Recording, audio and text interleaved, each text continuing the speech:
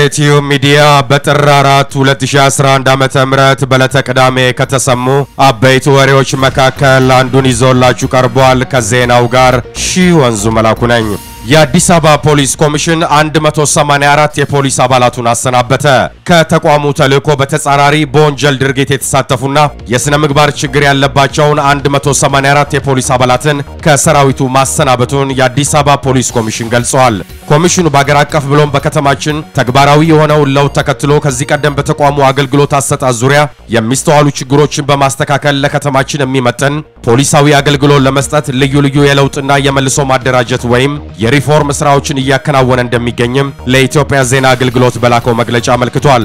ኮሚሽኑ ከህብረተሰቡ የተሰጡ ጥቆማዎችና ከሌሎች ባለድርሻ አካላት የደረሱትን መረጃዎች መነሻ በማድረግ መላው የፖሊስ አባላትን ያሳተፈ ግምገማ ከማዕከል እስከ ፖሊስ ጣቢያ ባለው መዋቅር ድረስ ማድረጉን ገልጸዋል። በሰራው የማጥራት ስራም ከኮሚሽኑ ተልእኮ ተጻራሪ በመሆን በልዩ ልዩ ከባድ ወንጀል ላይ የተሳተፉ እንዲሁም ከፖሊሳዊ ስነ ምግባር ውጪ ሲንቀሳቀሱ የነበሩ 184 የፖሊስ አባላት ከሰራዊቱ እንዲሰናበቱ አድርጓል።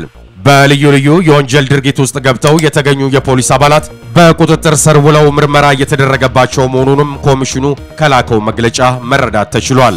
የተጀመረውን ለውጥ ለማስቀጠልና ተቋሙ ህዝብና መንግስት የጣሉበትን ከፍተኛ ኃላፊነት በብቃት ለመወጣት ቀጣይነት ያለው የማጥራት ስራዎችን አጠናክሮ የሚቀጥል መሆኑን ገልጾ በቅርብ ጊዜ መላውን አባልና አመራር ያሳተፈ ስልጠናዊ ግምገማ ለማድረግ ዝግጅቱን ማጠናቀቁንም አስታውቋል። በመጨረሻም ለኮሚሽኑ ስራ መሳካት ህብረተሰቡና ሌሎች ባለድርሻ አካላት እያደረጉት ላለው ቀና ትብብር የአዲስ አበባ ፖሊስ ኮሚሽን ምስጋናውን አቅርቦ ነዋሪው በአገልግሎት አሰጣጥም ይሁን የሥነ ምግባር ችግር ያለባቸው የፖሊስ አባላት ሲያጋጥሙት በየአካባቢው በሚገኙ ፖሊስ ጣቢያዎች፣ ፖሊስ መምሪያዎችም እንዲሁም ፖሊስ ኮሚሽን ድረስ በአካል በመቅረብ እንዲሁም በነፃ የስልክ መስመር 991 ወይም 01 11 11 01 11 ጥቆማ መስጠት እንደሚቻል አስታውቋል። አዲስ አበባ ፖሊስ ኮሚሽን ህዝብና መንግስት የጣሉበትን ከፍተኛ ኃላፊነት ለመወጣት ልዩ ትኩረት ሰጥቶ እየሰራ መሆኑንም አስታውቋል ሲል የዘገበው የኢትዮጵያ ዜና አገልግሎት ነው።